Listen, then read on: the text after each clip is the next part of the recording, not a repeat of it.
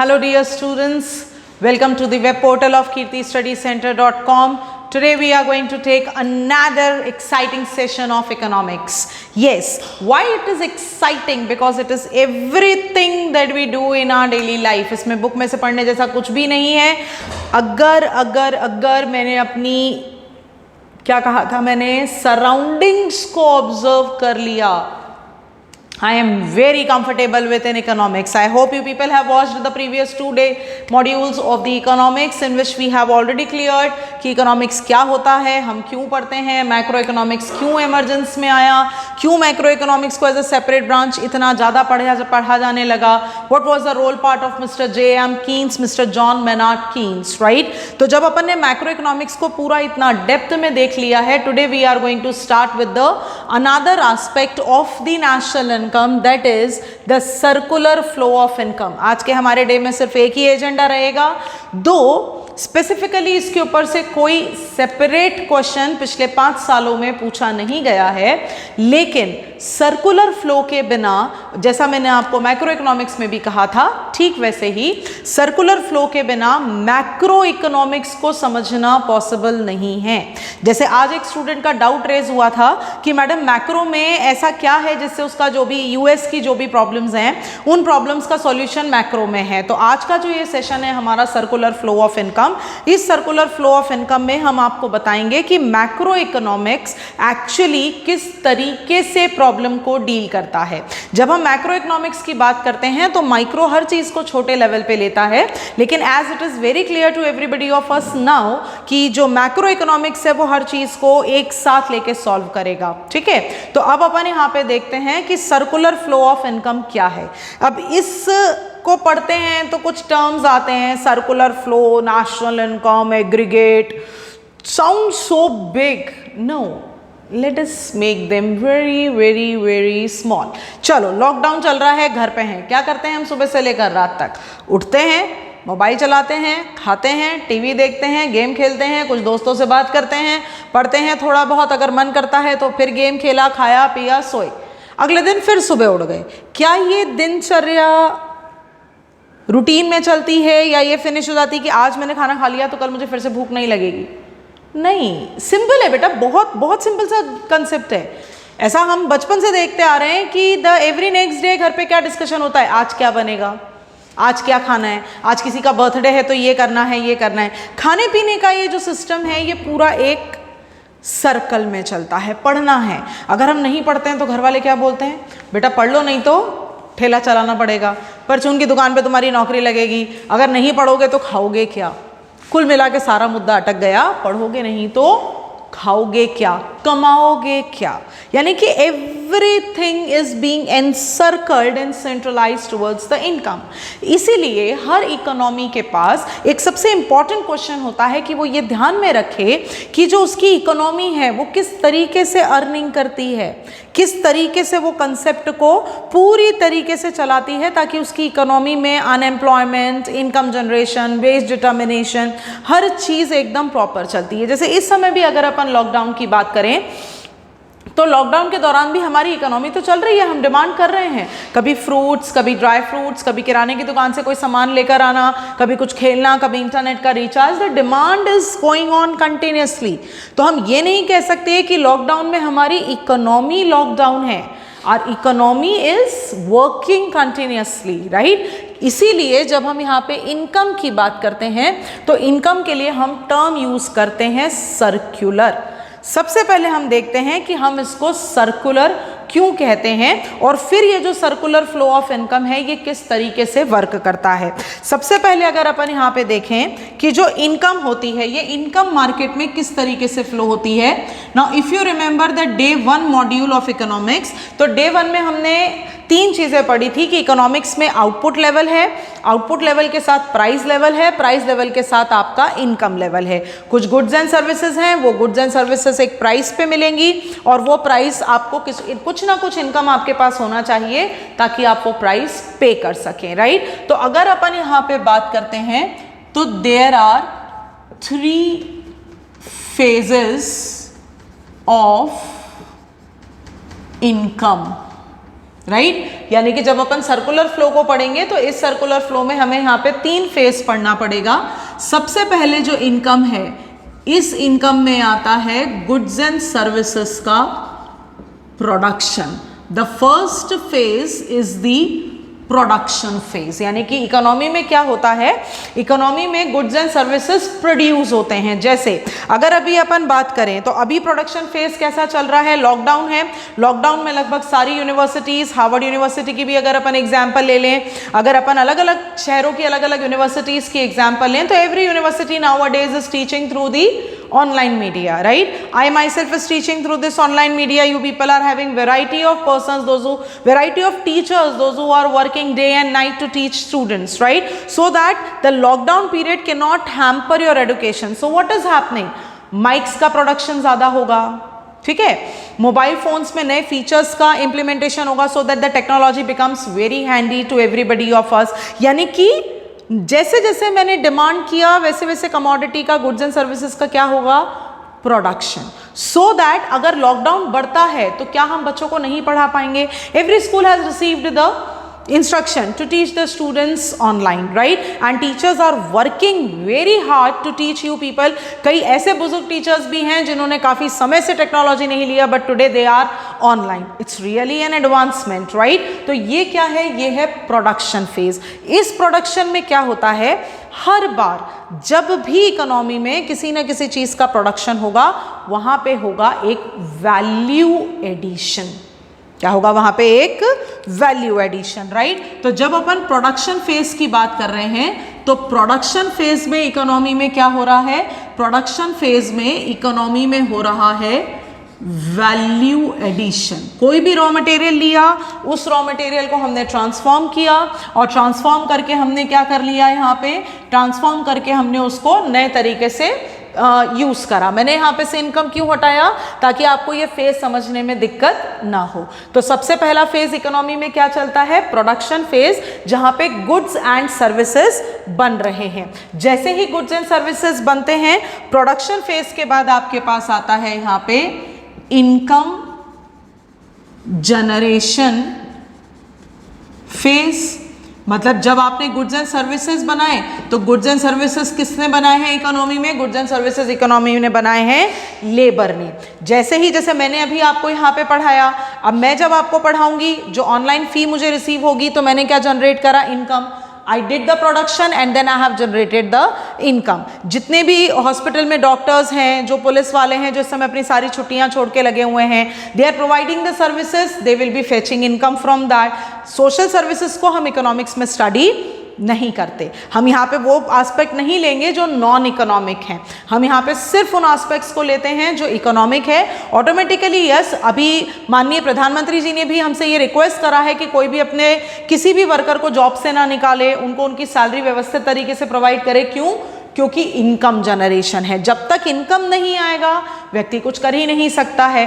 तो ये जो इनकम फेज होती है, इस इनकम में क्या होता है, वैल्यू एडिशन करने के बाद गुड्स एंड सर्विसेज में जो भी पैसा आया है वो क्या हो जाएगा, वो हो जाएगा डिस्ट्रीब्यूट। तो यहाँ पे इनकम फेज में क्या होता है, इनकम फेज में जो भी पैसा आपके पास आया है वो पूरा का पूरा पैसा क्या होगा, आपका डिस्ट्रीब्यूट होगा। फिर इसके बाद यहाँ पे जब अपन आएंगे तो जो भी पैसा हम लोगों को यहाँ पे मिलेगा, उस पैसे से मैं क्या करूँगी, उस पैसे से मैं करूँगी एक्सपेंडिचर। जो भी फीस मुझे मेरे स्टूडेंट्स से रिसीव होती है उसको मैं क्या करूँगी, उसको मैं यहाँ पे स्पेंड करूँगी। तो ये कहलाता है मेरे लिए एक्सपेंडिचर फेज। इस एक्सपेंडिचर फेज में क्या हो रहा है, इस एक्सपेंडिचर फेज में जो भी इनकम मैंने अर्न करी है उसका हो रहा है डिस्पोजिशन। डिस्पोज ऑफ करना मतलब यूज कर लेना। तो यहाँ पे हमने क्या करा, हमने एक्सपेंडिचर फेज में इनकम को डिस्पोज कर दिया। पहले इनकम को प्रोड्यूस करा, जनरेट करा, फिर हमने उसको स्पेंड करा, यानी कि वैल्यू एडिशन किया, डिस्ट्रीब्यूट करा, फिर हमने उसको डिस्पोजिशन किया। ये मैटर ऑफ क्वेश्चन नहीं है कि क्या चीज पहले आया। एक्सपेंडिचर करोगे नई डिमांड आएगी, प्रोडक्शन आएगा। इसीलिए हम उसको क्या कहते हैं, इसीलिए हम उसको सर्कुलर सर्कुलर फ्लो कहते हैं, क्योंकि अगर वो सर्कुलर फ्लो है हमारा तो सर्कुलर फ्लो का एंड और लास्ट आप नहीं बता सकते कि कहाँ से बिगिन हुआ है कहाँ पे खत्म हुआ है। इसीलिए इनकम जब भी इकोनॉमी में रेगुलेट होती है वो सर्कुलर फ्लो है। जो आज एक्सपेंडिचर करके आपने मुझे दिया वो मेरी इनकम बनी, जब मैंने मेरे बेटे की फीस पे करी तो वो मेरे लिए एक्सपेंडिचर बन के सामने वाले की इनकम बनी। सामने वाले ने सर्विसेज देके मुझसे फीस ली मेरे बेटे के लिए तो वो उन्होंने प्रोडक्शन किया, बदले में उनको इनकम मिला। तो ये जो पूरी इकोनॉमी है, जैसे अपन सुबह उठे, अपने को भूख लगी, अपन सोए, एक बार सो के उठने के बाद नींद वापस आती है। We can not define the start and the end, right? That is why this is called as the circular flow. अब ये जो सर्कुलर फ्लो है, yesterday we ended our class with the models कि कितने मॉडल्स हमारे पास होते हैं। there is a 2 sector model economy, there is a 3 sector model economy and there is a 4 sector model economy। तो हम ये देखते हैं कि ये जो इनकम का जनरेशन, डिस्ट्रीब्यूशन और डिस्पोजिशन होता है, इन चीज़ों को सेक्टर्स किस तरीके से रेगुलेट करते हैं, कौन सा सेक्टर किस तरीके से वर्क करता है। So we are going to study first and foremostly the circular flow of income. ये क्वेश्चन आपसे एमसीक्यू में जरूर पूछा जा सकता है। Which are the phases? तो 3 फेज होते हैं, production phase, income phase and expenditure phase. Production phase में क्या होगा? प्रोडक्शन फेज में वैल्यू एडिशन होगा, गुड्स एंड सर्विसेज आएंगे। फिर उसके बाद इनकम फेज है, जो आपके पास क्या आएगा, जिसमें आपके पास आएगा यहाँ पे डिस्ट्रीब्यूशन ऑफ द इनकम। फिर आएगा आपके पास एक्सपेंडिचर। क्योंकि हमारे पास इकोनॉमी में 3 फेज हैं, production, income and expenditure. In 3 method से हम अपने सिलेबस में पढ़ेंगे the calculation of national income by the product method, income method and expenditure method. तो प्रोडक्शन मेथड में हमने क्या करा? वैल्यू एडिशन हुआ, तो हम वहां पे वैल्यू एडिशन लेंगे। ये कंसेप्ट अगर अब ये मिस हो गया तो नेशनल इनकम कैसे कैलकुलेट होते हैं, उसमें क्या क्या आएगा, ये चीज़ दिमाग में नहीं आएगी।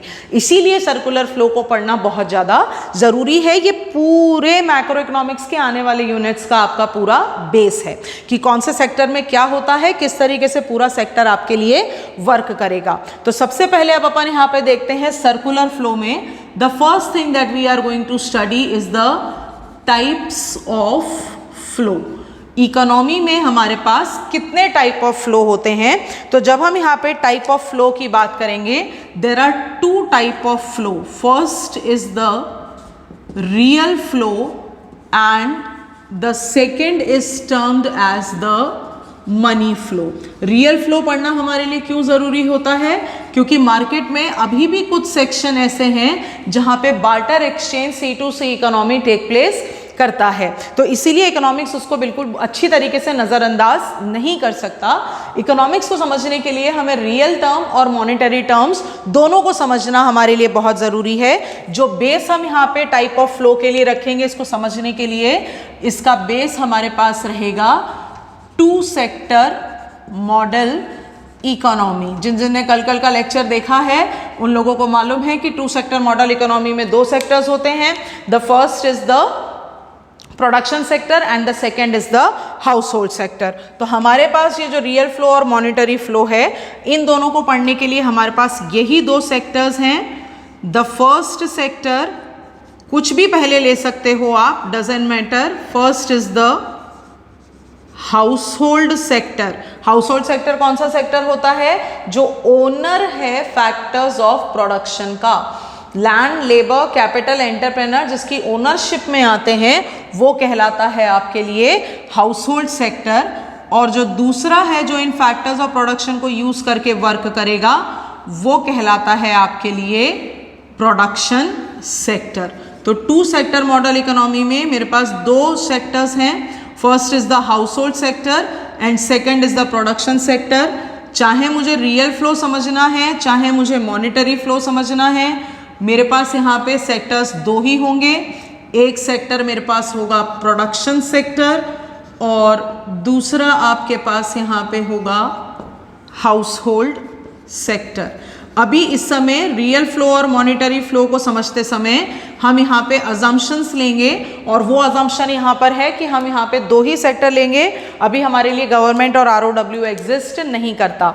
अगर इकोनॉमिक्स के किसी भी लॉ को क्लियर करना है तो यहाँ पे ध्यान में रखेंगे we have to keep other things as constant, यानी कि हमें यहाँ पे क्या करना पड़ेगा, ये मानना पड़ेगा कि इकोनॉमी में कितने सेक्टर हैं, 2 ही सेक्टर हैं, राइट।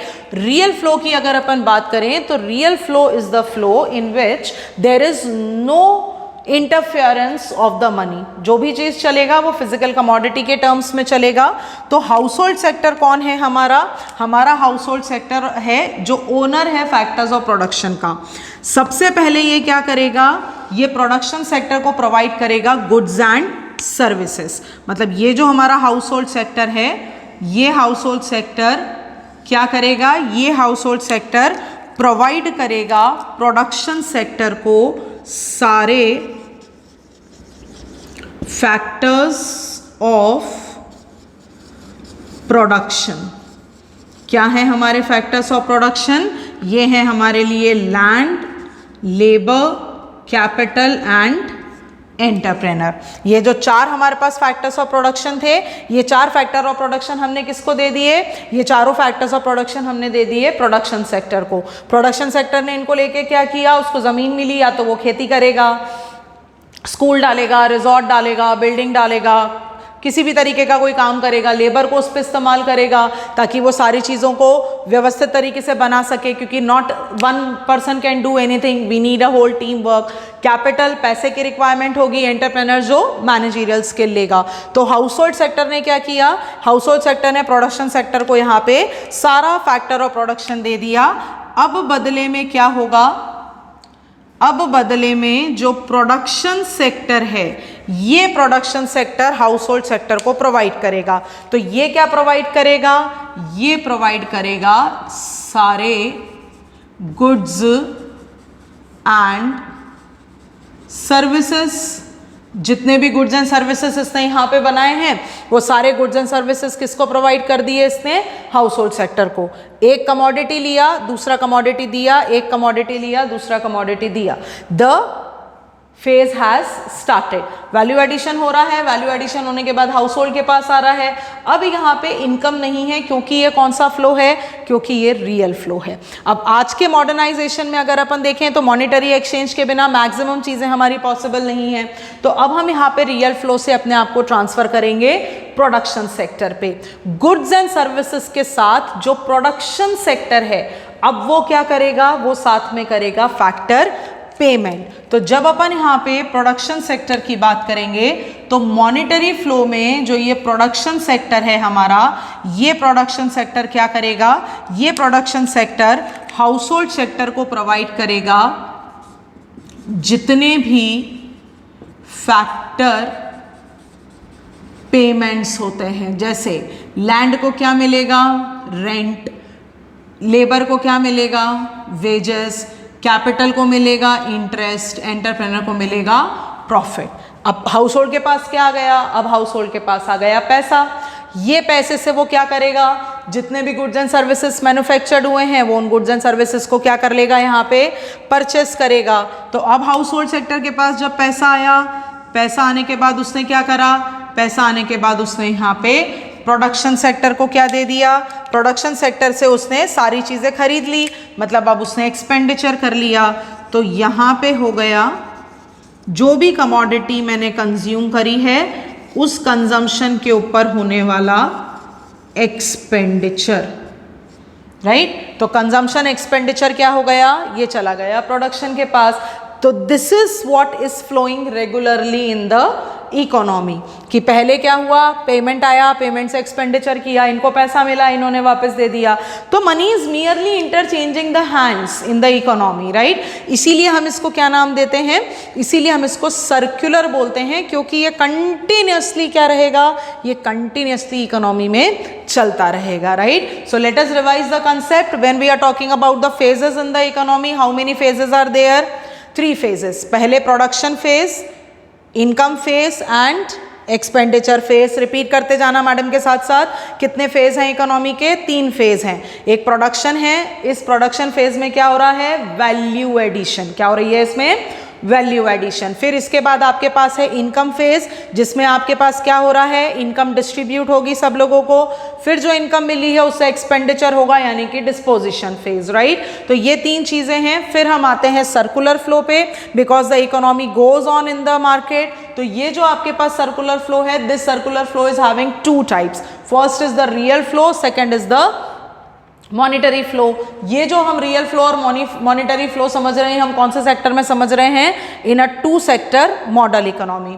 2 सेक्टर मॉडल इकोनॉमी में हाउस होल्ड सेक्टर कौन सा होता है? The owner of the factors of production. Production sector कौन है? जो इन फैक्टर्स ऑफ प्रोडक्शन को यूज करके गुड्स एंड सर्विसेज बदले में हमें बना के देगा। तो रियल फ्लो में मनी नहीं है, मनी में हमारे पास यहाँ पे रियल कुछ भी चीज नहीं है, everything is in the monetary terms. यहाँ से फैक्टर्स ऑफ प्रोडक्शन गए, उधर से गुड्स एंड सर्विसेज आए, फिर factors of production, goods and services, इधर से इनकम आई और इधर से एक्सपेंडिचर हुआ, इधर से इनकम आई और इधर से एक्सपेंडिचर हुआ। So this is how the flow goes on in an economy.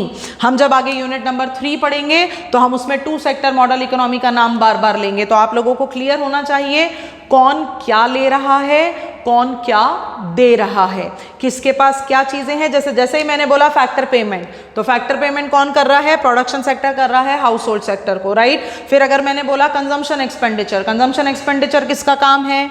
House hold sector का काम है। हाउस होल्ड सेक्टर यहाँ से प्रोडक्शन को देगा। गुड्स एंड सर्विसेज किसका काम है? प्रोडक्शन दे रहा है हाउस होल्ड को। Factor of payment, factors of production का ओनर कौन है? फैक्टर ऑफ प्रोडक्शन का ओनर है हाउस होल्ड सेक्टर। कितने फैक्टर्स हैं? 4। Land, labour, capital, entrepreneur. क्या क्या मिलता है? लैंड को मिलेगा रेंट, लेबर को मिलेगा वेजेस, कैपिटल को मिलेगा इंटरेस्ट, एंटरप्रेन्योर को मिलेगा profit. All these things should continuously run in your mind when you are talking about economics, right. ये चलता है आपका इकोनॉमी। तो जब अपन यहाँ पे इकोनॉमी की बात करेंगे, तो अब अपन जब सर्कुलर फ्लो को सारे सेक्टर्स में स्टडी करेंगे, तो सारे सेक्टर्स में स्टडी करने के लिए now we are going to focus only and only on the monetary flow. We are not going to consider the real flow any more now.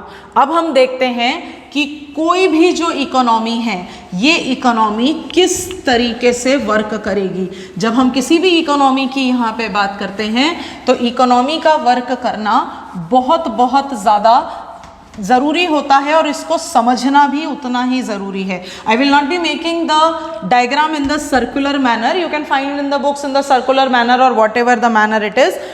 Concept same है कि फ्लो चलेगा सर्कुलर सेंस में, that's it, right.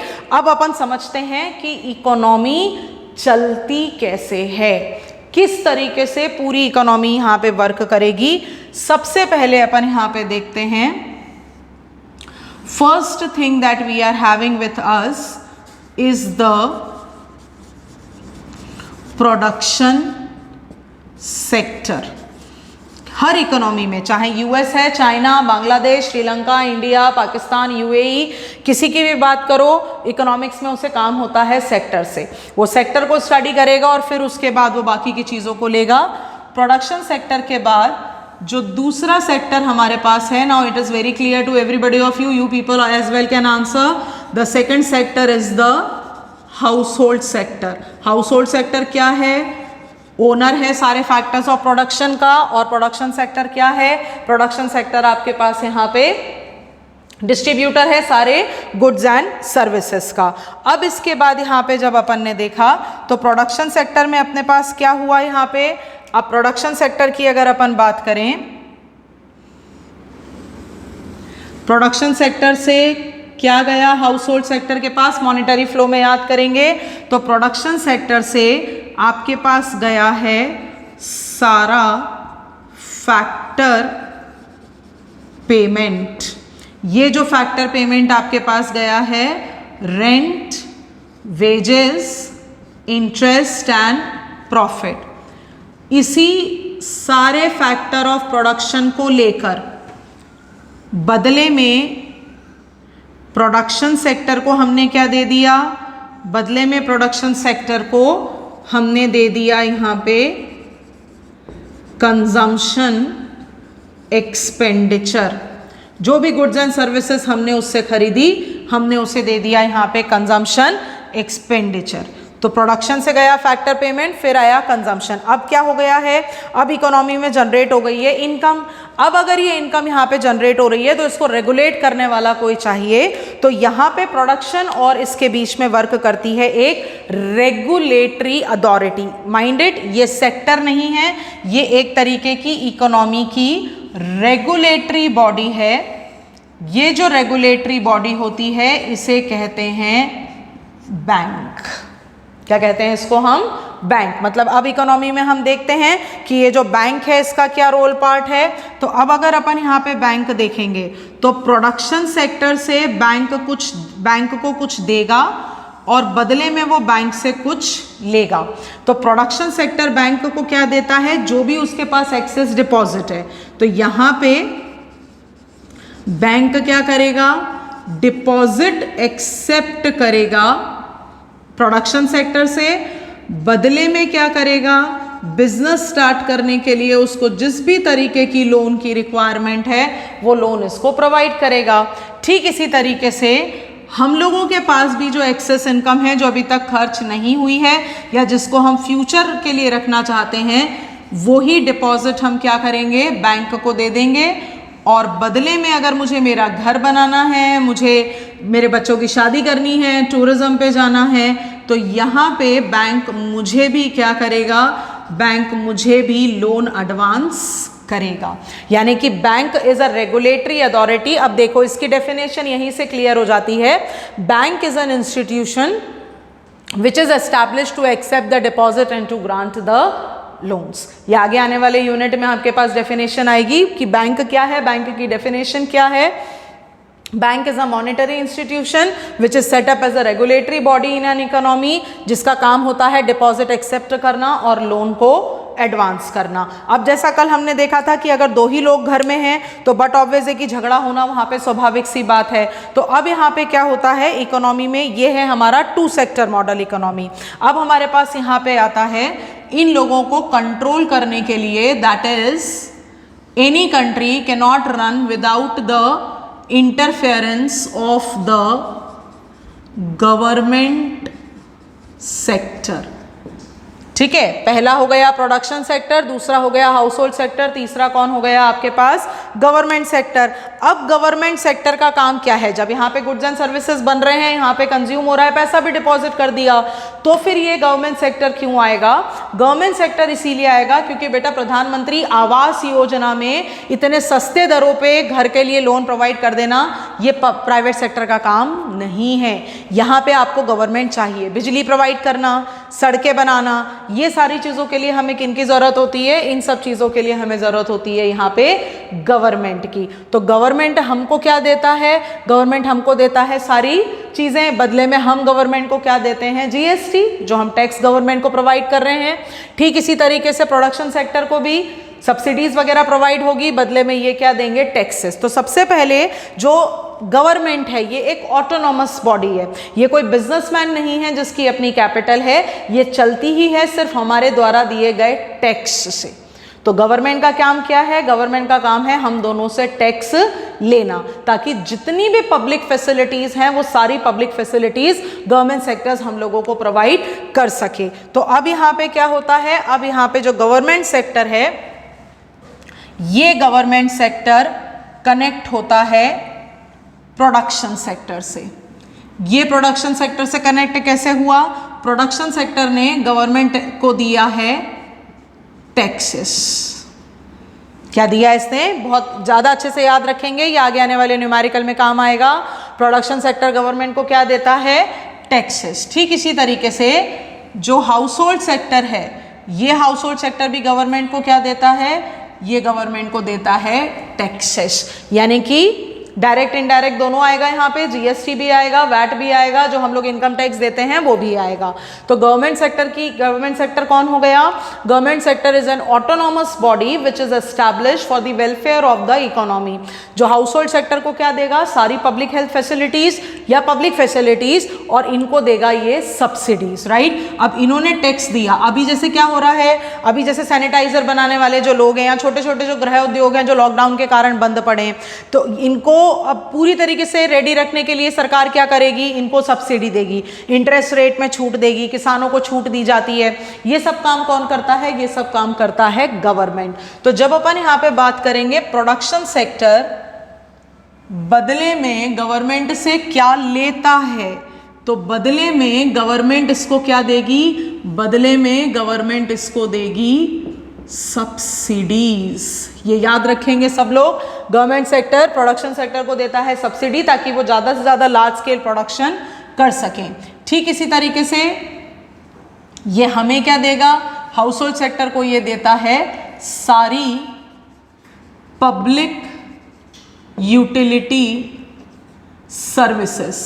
कैसी public utility services, जैसे अगर अपन roads हैं, dams हैं, electricity है, इन सब चीज़ों की अगर अपन बात करें तो गवर्नमेंट सेक्टर ये प्रोवाइड करेगा किसको, हाउस होल्ड सेक्टर को। अब ये टैक्सेस, सब्सिडीज और जो utility services the, in income and expenditure के बदले में क्या होगा, सरकार के पास सरप्लस आएगा या डेफिसिट आएगा, सरकार भी उसको क्या करेगा, पूरा मैनेज करेगा। तो सरकार क्या करता है, सरकार भी बैंक को डिपॉजिट देता है और बैंक से अगर उसको लोन चाहिए तो जितने भी लोन्स होते हैं ये सरकार को देती है बैंक, और जितने भी डिपॉजिट इनके पास एक्सेस होते हैं ये डिपॉजिट्स ये देते हैं किसको, बैंक को। ये हुई एक क्लोज्ड इकोनॉमी। कौन सी इकोनॉमी है ये आपकी, एक क्लोज्ड इकोनॉमी। क्लोज्ड इकोनॉमी में अब यहाँ पे क्या होगा, जो इकोनॉमिस्ट है बेटा वो ये एनालाइज करेगा कि चलो खोलो, कहाँ पे दिक्कत आ रही है, सड़कों की प्रॉब्लम है, टैक्सेस व्यवस्थित टाइम पे नहीं आ रहा है, सब्सिडी नहीं दे पा रहे हैं या ज़्यादा सब्सिडी देनी है उतना टैक्स हमें नहीं मिल पा रहा है, हमें बैंक से कब लोन लेना चाहिए, बैंक को कितना डिपॉजिट हमें रखवाना है। प्रोडक्शन सेक्टर देखेगा कि फैक्टर पेमेंट प्रॉपरली देने हैं या नहीं देने हैं, तो लेबर लॉस बनते हैं। तो जितनी भी इकोनॉमी में अब ये जो मैक्रो लेवल की प्रॉब्लम चल रही है which is concern with the welfare of the whole economy is referred to as macro economics. इस तरीके से मैक्रो इकोनॉमिक्स क्या करता है, सारी प्रॉब्लम को सॉल्व करता है। अब यहाँ पे हमारे पास 3 सेक्टर हो गए। ये जो 3 सेक्टर हमारे पास हुए, इन 3 सेक्टर को हमने कहा क्लोज्ड इकोनॉमी या मेरी डोमेस्टिक इकोनॉमी। अब इसको अगर अपने को ओपन करना है तो मेरे पास यहाँ पे आता है चौथा सेक्टर जो कहलाता है rest of the world. This is the 4th sector of the economy. अब ये जो 4th sector of the economy है ये प्रोडक्शन से भी कनेक्टेड है क्योंकि हम इंपोर्ट और एक्सपोर्ट करवाते हैं। ये जो रेस्ट ऑफ द वर्ल्ड है, ये रेस्ट ऑफ द वर्ल्ड 2 वे में गवर्नमेंट से भी कनेक्टेड है, और यही जो आपका रेस्ट ऑफ द वर्ल्ड है, यही रेस्ट ऑफ द वर्ल्ड आपका 2 वे में हाउस होल्ड सेक्टर से भी कनेक्टेड है। ठीक है, अब अपन समझते हैं कि इसकी कनेक्टिविटी किस तरीके से है। जब हम यहाँ पे रेस्ट ऑफ द वर्ल्ड की बात करेंगे प्रोडक्शन सेक्टर, तो हम यहाँ पे क्या करवाते हैं, हम यहाँ पे करवाते हैं इंपोर्ट और एक्सपोर्ट। यानी कि जब हमने इंपोर्ट किया है तो हम पेमेंट देंगे रेस्ट ऑफ द वर्ल्ड को, हमने एक्सपोर्ट किया है तो हमें एक्सपोर्ट की रिसिप्ट यहाँ पे रिसीव होगी। तो जब हम यहाँ पे बात करेंगे रेस्ट ऑफ द वर्ल्ड की, तो यहाँ से हमें एक्सपोर्ट की जितनी भी रिसिट्स हैं ये रिसिट हमें रिसीव हुई हैं, और जितना भी हमने इंपोर्ट किया है इस इंपोर्ट का पेमेंट हमने रेस्ट ऑफ द वर्ल्ड को दिया है। तो ये कनेक्टिविटी हो गई प्रोडक्शन सेक्टर की। फिर इसके बाद रेस्ट ऑफ द वर्ल्ड से हाउस होल्ड सेक्टर को क्या मिलता है, जैसे मैं इंडिया में हूँ और मेरा बेटा कनाडा में है, मैं अब रिटायर हो चुकी हूँ और कनाडा में मेरा बेटा जॉब करता है, तो वो क्या करेगा, वो मुझे ट्रांसफ़र पेमेंट करेगा जिसके बदले में मैंने कोई सर्विसेज प्रोवाइड नहीं करी हैं। तो ये मेरे लिए क्या हो गया, ये रेस्ट ऑफ द वर्ल्ड से मेरे पास आया, मतलब मेरे पास आ गया ट्रांसफ़र पेमेंट। ट्रांसफ़र पेमेंट के बाद मेरे पास क्या आएगा, जितने भी मेरे को गिफ्ट मेरा बेटा, मेरा भाई, मेरी बुआ, जो भी लोग हैं वो लोग भेजेंगे, मैं भी बाहर भेज सकता हूँ, बाहर वाले भी मुझे दे सकते हैं, इसीलिए ये 2 वे है। कि ये अंदर भी आएगा तो ट्रांसफर पेमेंट और गिफ्ट है, बाहर जाएगा तो भी ये ट्रांसफर पेमेंट और गिफ्ट है, क्योंकि उसके बदले में हमें कोई प्रोडक्टिव सर्विसेज रेंडर नहीं हो रही है। हाउएवर जब यही चीज ट्रांसफर पेमेंट गवर्नमेंट को मिलता है तो वो बन जाती है ग्रांट। जैसे उत्तराखंड त्रासदी के समय यूएस ने हमें मदद करी थी, नेपाल में जब भूकंप आया तो भारत सरकार ने मदद करी थी, तो ये सारी चीजें हमारे लिए क्या बनती हैं, ये बनती हैं ग्रांट। ठीक इसी तरीके से अगर हमारे पास बाहर से कोई गिफ्ट आते हैं तो ये आते हैं गवर्नमेंट के पास, राइट। तो अब यहाँ पे जो भी इकोनॉमी में प्रॉब्लम आती है, इकोनॉमिस्ट को सिर्फ इन्हें देखना है और एनालाइज करके ये देखना है कि किस सेक्टर में क्या दिक्कत है और फिर उस हिसाब से उसे क्या करना है, उस प्रॉब्लम को सॉल्व करना है, राइट। तो इसे हम कहते हैं circular flow of income. This is how the economy rotates. किसी भी इकोनॉमिस्ट को सिर्फ ये एनालाइज करना है कि उसकी किस सेक्टर में किस तरीके का दिक्कत है, कहाँ से कौन सी चीज़ की एक्सपोर्ट पॉलिसी को चेंज करना है, इंपोर्ट पॉलिसी चेंज करनी है, ट्रांसफर पेमेंट की पॉलिसी चेंज करनी है, ग्रांट की। जैसे जब अमेरिका ने देखा चाइना के साथ, अभी कुछ दिनों पहले तक चाइना और अमेरिका के बीच में ट्रेड वॉर चल रहा था, क्या किया अमेरिका ने जब देखा कि हमारी पूरी डिपेंडेंसी स्टील पे हो चुकी है चाइना के ऊपर, तो उन्होंने अपनी इंपोर्ट ड्यूटी बढ़ा दी। इंपोर्ट ड्यूटी उन्होंने बढ़ा के 25% कर दी। मतलब अब अगर चाइना से अगर इंपोर्ट करवाना है अमेरिका को स्टील, तो उन्हें 25% इंपोर्ट ड्यूटी देना पड़ेगा। तो अमेरिका के जो ट्रेड्समैन हैं वो लोग इस चीज़ से रुक गए, तो उन्होंने काय पे वर्क करा, अपनी एक्सपोर्ट इंपोर्ट पॉलिसी पे, राइट। चाइना की एक्सपोर्ट इंपोर्ट पॉलिसी इधर खराब हुई तो उसने बाहर के दूसरे डिस्ट्रीब्यूटर्स देखे जहाँ पे वो अपने बने बनाए स्टील को दे सके, उसने अपनी एक्सपोर्ट इंपोर्ट पॉलिसी को चेंज करा। फिर इसके बाद इंडिया के साथ हमने देखा कि अगर चाइना और अमेरिका में ये तरीके का वॉर है तो इंडिया पे उसका क्या इफेक्ट पड़ेगा, तो हमारी कनेक्टिविटी गवर्नमेंट सेक्टर की with the rest of the world. तो ये इस तरीके से हम क्या करते हैं, इस तरीके से हम देखते हैं कि किस तरीके से कोई भी इकोनॉमी वर्क करती है, उसका एक दूसरे के ऊपर क्या डिपेंडेंसी है, और डिपेंडेंसी के साथ फिर सारी प्रॉब्लम को मैक्रो लेवल पे क्या किया जाता है, मैक्रो लेवल पे सॉल्व किया जाता है, राइट। बट ऑब्वियसली बात है कि the things are not going very very very easy. You have to pause, rewind, listen again and again, put up some of the example related to the current issues going on. फिर जितने questions दिमाग में कुल बुलाते हैं कि ma'am ये है तो कैसे होगा, ये है तो कैसे होगा, उस तरीके के जितने भी क्वेश्चन दिमाग में कुल बुलाएं by referring to the circular flow of income, you can just have a screenshot of this, you can refer to it for your further.